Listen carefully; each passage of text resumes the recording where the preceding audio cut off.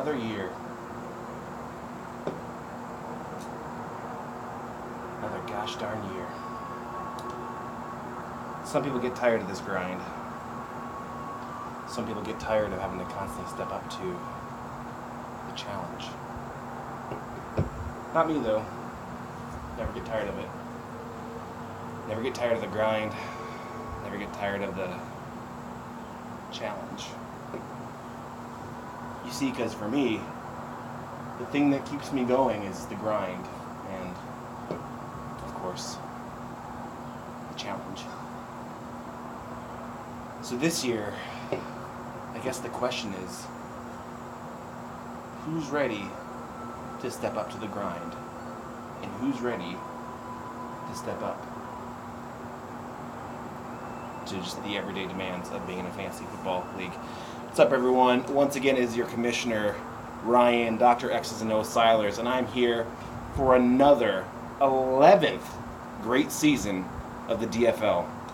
Folks, it's hard to imagine how 12 almost complete strangers, shouldn't say that, 12 mostly strangers and alright, it's like basically all family and then there's Billy and Kevin in this league. However, basically let's imagine there's 12 strangers and we've all came together to participate once a year for like 17 straight weeks in a fantastic endeavor known as fantasy football. I, for one, could not be more proud to be in this league with at least 3 of you.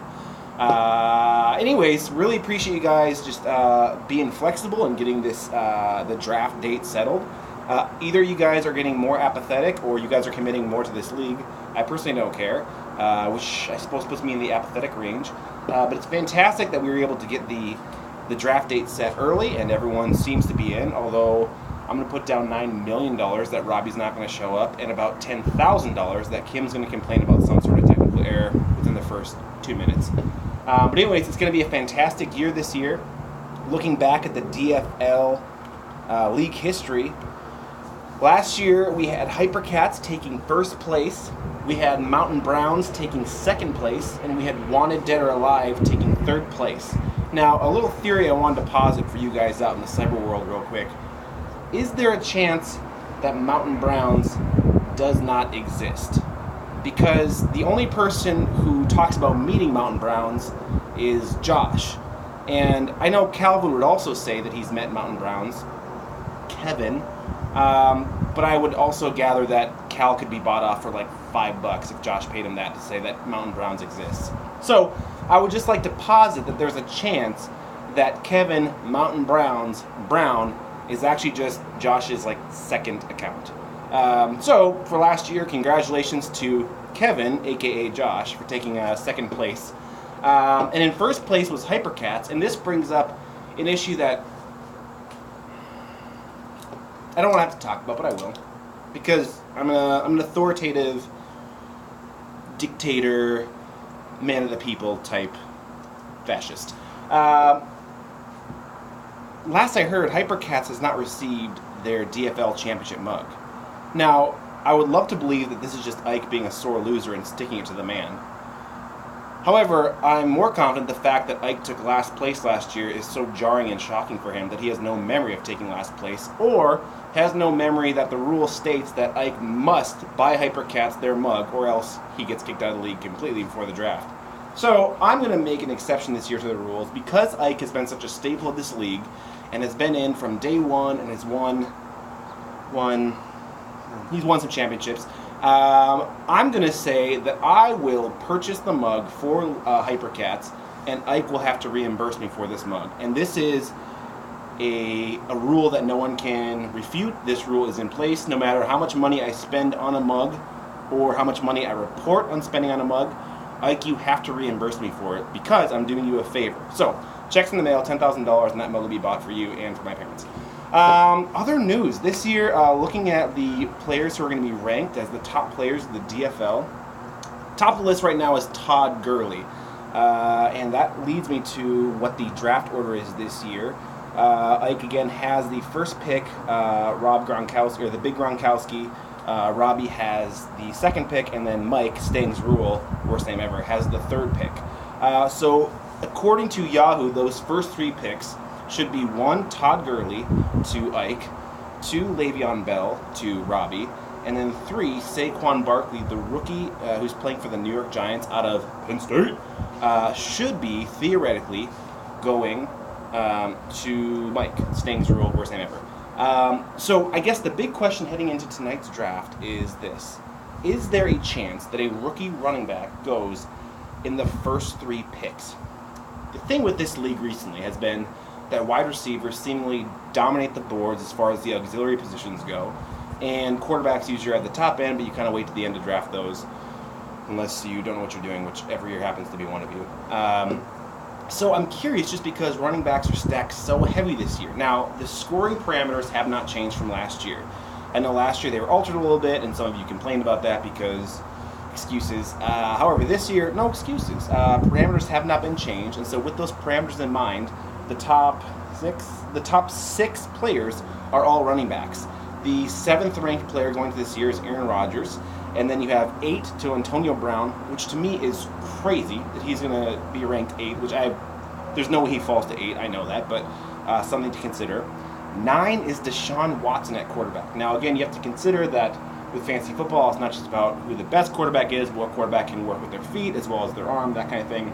Deshaun Watson at 9, and then rounding out the top 10 is Kareem Hunt, the Kansas City Chiefs running back. So looking at the top 10, I just can't imagine this is actually how the top 10 shapes out. So that's going to demand that some of you actually use your minds in tonight's draft, which I know is going to be a stretch for all of you. But you can't just run down the list this year because Yahoo is setting you up for failure. You're going to have to do a little bit of research.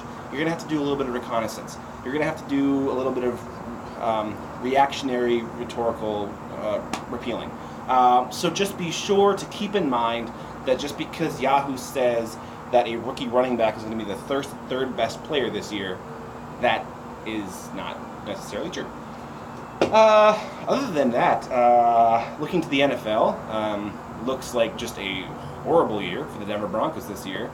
I don't like to take a lot of stock in preseason football. However, I'd like to take just a minute to comment on what was the first preseason game this year. The Denver Broncos versus the Minnesota Vikings. Bloodthirsty rivalry if I've ever seen one. Game starts off with a newly acquired Vikings quarterback Kirk Cousins going against the newly acquired ex-Vikings quarterback Case Keenum. Kirk Cousins goes 7 for 8 for 89 yards and a touchdown. Case Keenum goes 1 for 5 for 5 yards and no touchdowns. So, to all you Vikings fans who said, "Oh, I promise it's going to be okay," here in the Mile High City, we say, then looking at the next couple quarters, the Vikings put in their newly acquired ex-Bronco quarterback, Trevor Siemian, and the Broncos put on their field Paxton Lynch, who Denver obviously, and not just Denver, John Elway obviously looked at the situation and said, I can either keep Trevor Siemian for about $5 a week, or I can keep Paxton Lynch and keep paying him a first-round rookie salary.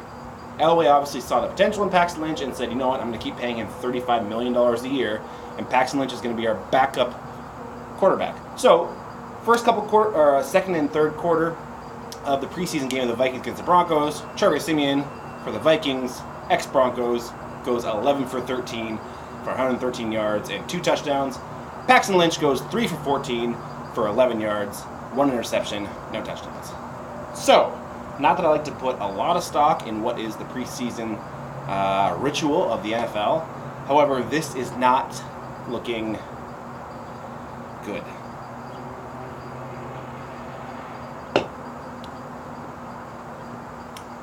But besides that, things are great.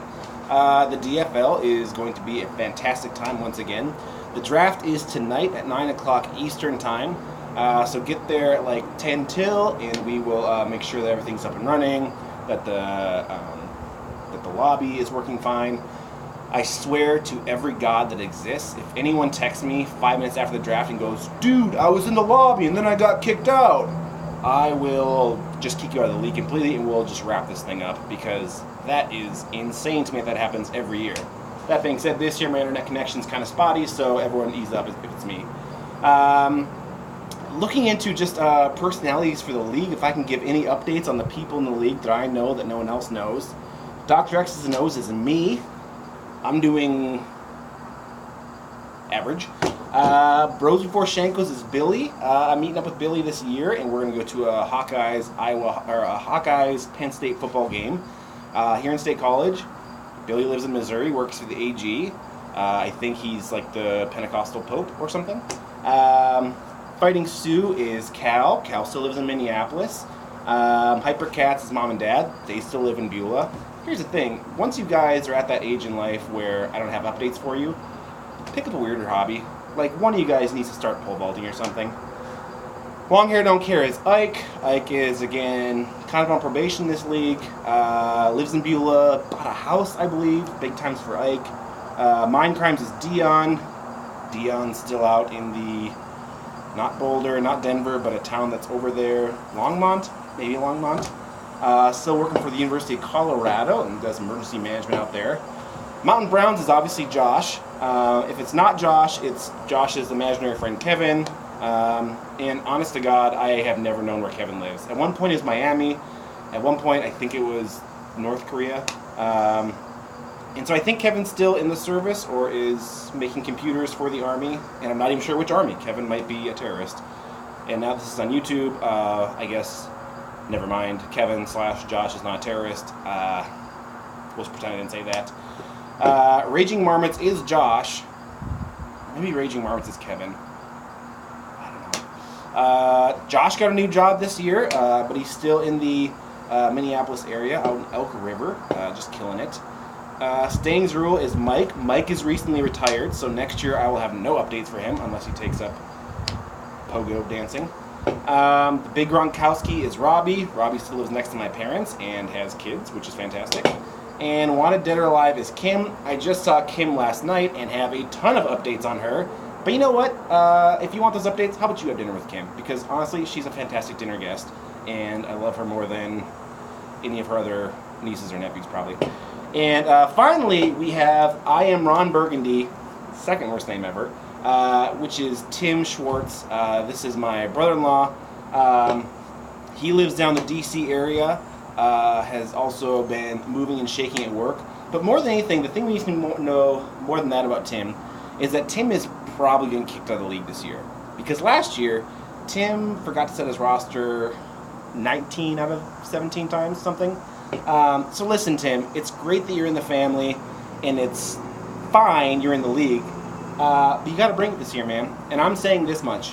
If you don't finish in the top 2 this year, then you owe Ike $10,000.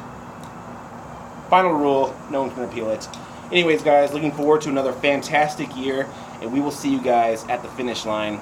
DFL, let's get drafting.